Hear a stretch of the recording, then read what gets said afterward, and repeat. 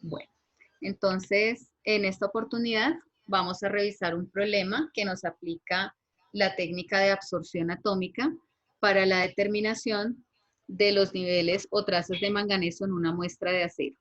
Lo primero que tenemos entonces es una curva de calibración que nos indica partes por millón de manganeso versus absorbancia. Es muy importante tener en cuenta que estas partes por millón de manganeso de la curva de calibración no se corresponden todavía con datos de la muestra problema. Esta curva la construimos con base en un patrón de referencia. Por ejemplo, podemos usar una sal como el permanganato de potasio, que es una sal que contiene manganeso, y a partir de esa sal entonces hemos preparado un patrón que contiene 0,25 partes por millón de manganeso. Lo hemos pasado por un equipo de absorción atómica y este primer patrón nos dio 18 de absorbancia. Luego, el segundo patrón, que es 0,5, nos ha dado una absorbancia de 35 y entonces el tercer patrón, que es 1, nos ha dado una absorbancia de 71. Siguiente, de 140.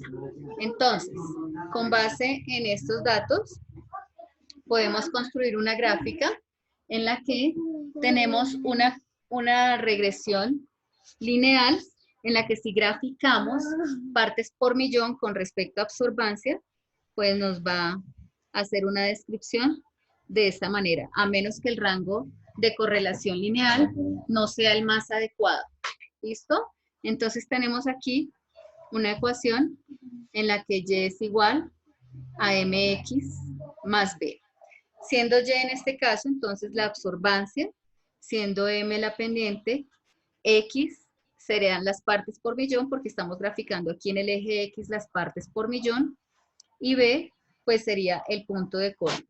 Quiere decir que de esta ecuación perfectamente podemos despejar x, que son las partes por millón, y en donde x sería igual a y menos b sobre m. Es muy importante tener en cuenta que cuando hacemos la regresión lineal no manual, vamos a hacerla usando nuestra calculadora.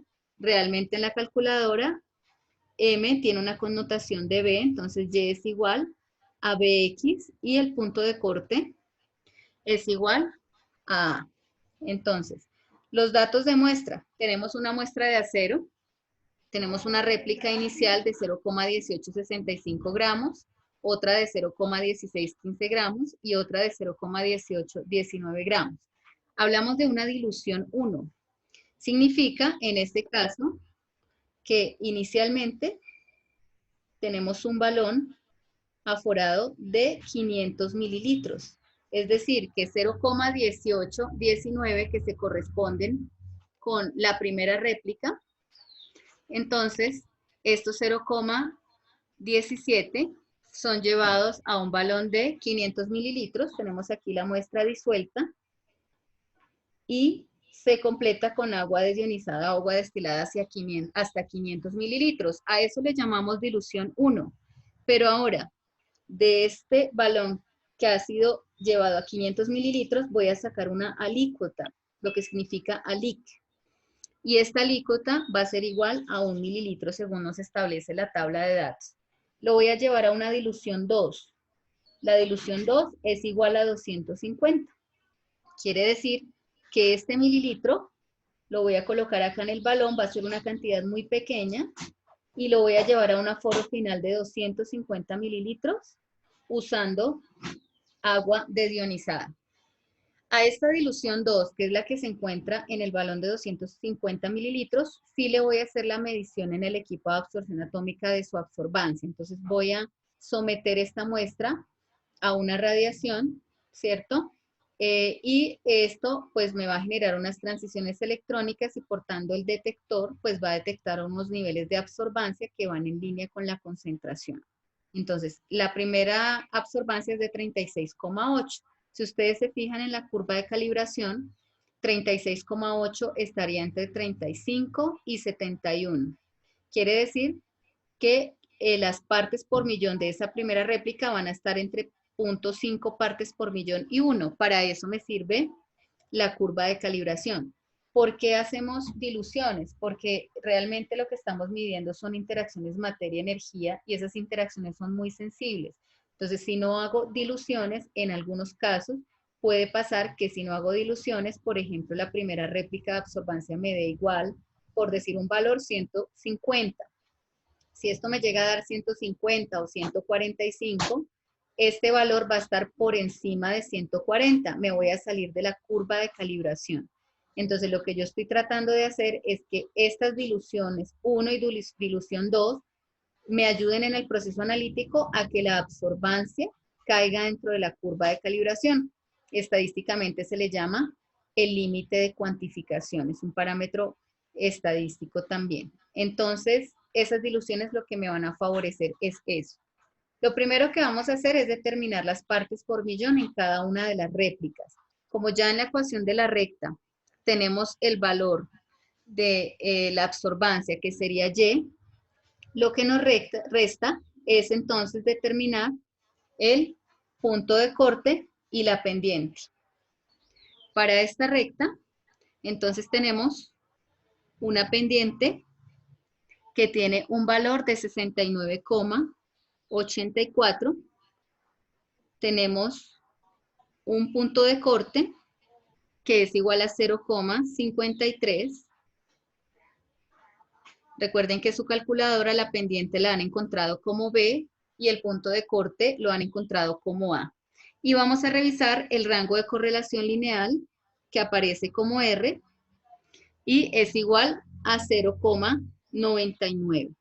Este rango lo que me dice es, me está evaluando la calidad de los datos de la curva de calibración. Recuerden que debe ser igual a 1 o muy cercano a 1. Entonces este rango nos habla de una curva de calibración adecuada para el análisis.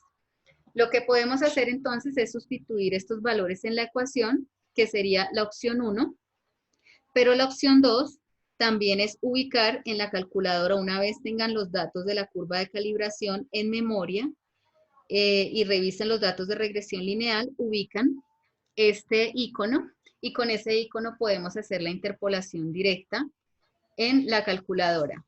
Es interesante hacerlo en la calculadora ya que esta nos guarda pues los datos en memoria de pendiente y punto de corte con todas las cifras significativas.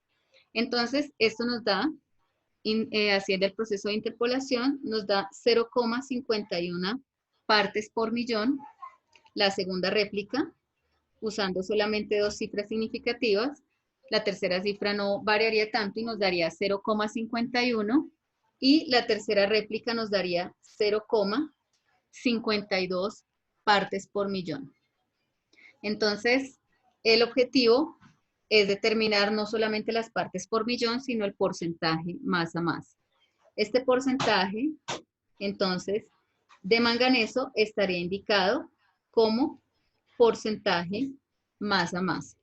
Vamos a revisar entonces cómo hacer la conversión de partes por millón a porcentaje masa masa, que es lo que es más útil en la industria, en este caso del acero, que le indique entonces los gramos de manganeso que habrían por cada 100 gramos de la muestra, que es acero.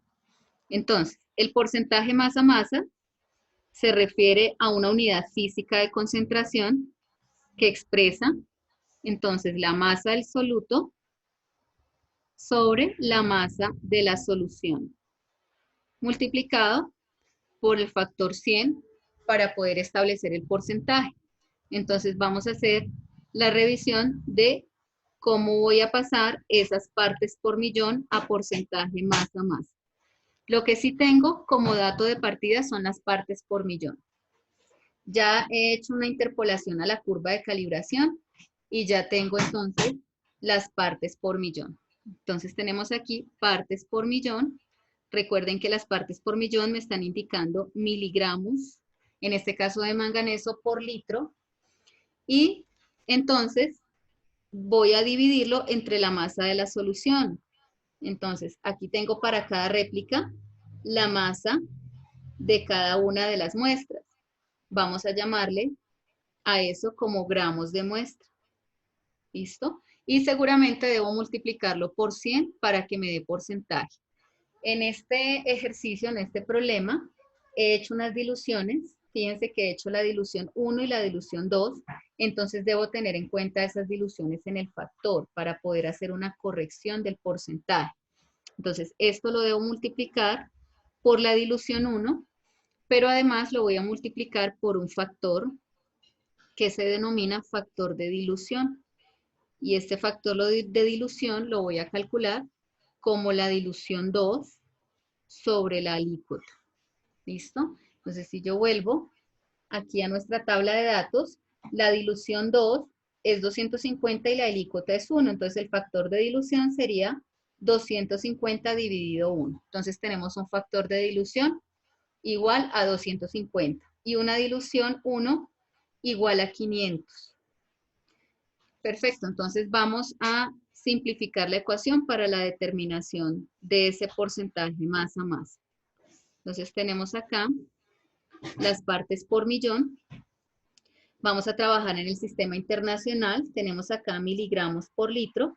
Así que vamos a pasar esos miligramos a gramos, sabiendo que un gramo tiene 1000 miligramos. Y vamos a pasar también los litros a mililitros. Entonces paso los litros a mililitros, sabiendo que un litro tiene 1000 mililitros. Esto sigue multiplicado por la dilución 1, por el factor de dilución, sigue estando multiplicado por 100 y dividido entre los gramos de muestra. Entonces vamos a llegar entonces a la ecuación que nos va a permitir establecer el porcentaje masa a masa. Entonces podemos subir este 10 a la 3 acá y este 10 a la 3 también acá. Continúan estando las partes por millón, lo multiplicamos entonces por 10 a la menos 3, por el otro 10 a la menos 3, hacemos entonces articulación de datos semejantes, entramos este 10 a la 2 acá también para simplificar, y esto seguiría estando multiplicado por la dilución 1, por el factor de dilución y además dividido entre los gramos de muestra. Entonces el porcentaje masa a masa pues será igual. Tenemos aquí las partes por millón, 10 a la menos 3 por 10 a la menos 3 por 10 a la 2 nos daría 10 a la menos 4. Lo multiplico por la dilución 1 por el factor de dilución sobre los gramos de muestra. Podrían dejar la ecuación así o pasar este exponencial positivo para hacer un manejo más adecuado de las cifras significativas, pero si prefieren lo pueden dejar así. Yo lo voy a pasar al denominador, es decir, voy a colocarlo acá y aquí voy a colocar esto. Entonces nos quedaría que las partes por millón por 1 por la dilución sobre los gramos de muestra por 10 a la 4 o por 1 por 10 a la 4, pues sería nuestra ecuación para poder establecer el porcentaje masa a masa. Recuerden que el factor de dilución lo determino como la dilución 2 sobre la alícuota. Si se me presentara un problema en el cual no haga dilución 1 ni dilución 2, pues simplemente lo omito de la ecuación. Y hago la corrección al exponencial 10 a la 4.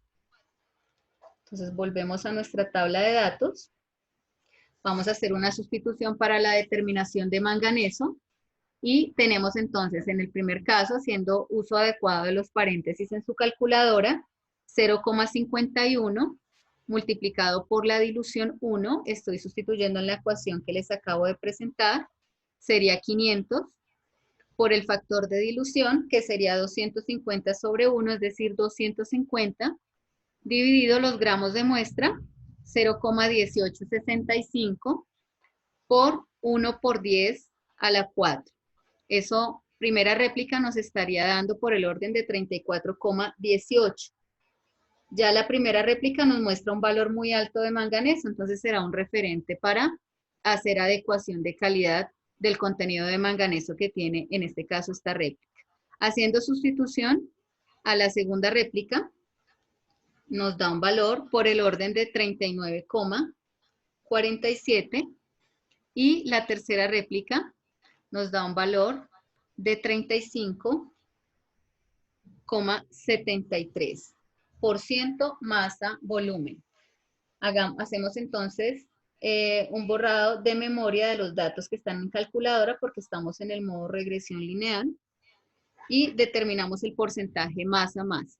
El promedio de estas tres réplicas nos da por el orden de 35,5%.